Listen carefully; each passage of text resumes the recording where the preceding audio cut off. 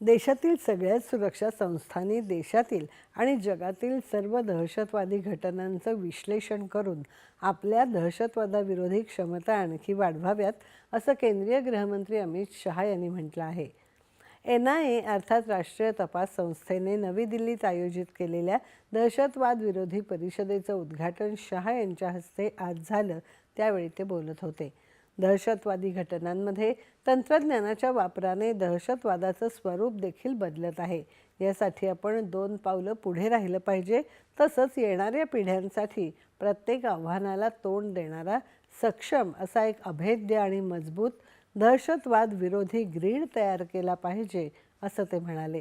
देशभरातील पोलिसांसाठी एक समान ATS रचना अत्यंत महत्त्वाची असून सर्व राज्यांच्या पोलीस महासंचालकांना ती लवकरात लवकर लागू करण्याचे निर्देश दिले आहेत, असं शहा यांनी सांगितलं.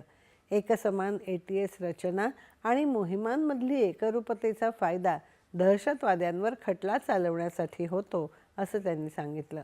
भारत सरकारच्या सर्व सुरक्षा संस्था आणि राज्य पोलिसांनी राष्ट्रीय सुरक्षेसाठी प्रभावीपणे काम करणारी टीम इंडिया तयार करण्यासाठी एकत्रितपणे काम करावं, असं आवाहन त्यांनी केलं.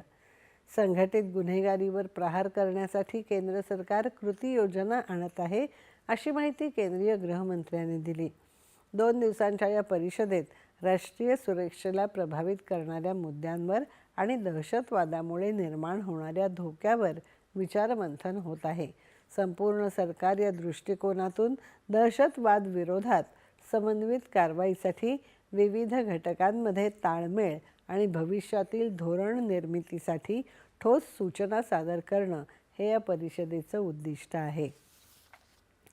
यावेळी शहा यांच्या हस्ते NIAच्या 9 कर्मचाऱ्यांना त्यांच्या प्रशंसनीय सेवेबद्दल आणि दहशतवाद विरोधी उपाययोजनांमध्ये योगदान दिल्याबद्दल सेवा पदक आणि वीरता पदक देऊन सन्मानित करण्यात आलं. NIAची अद्ययावत गुन्हेगारी नियमावली, संघटित गुन्हेगारी नेटवर्क डेटाबेस आणि हरवलेल्या आणि पुनर्प्राप्त शस्त्र डेटाबेसचं अनावरणही शहा यांच्या हस्ते झालं.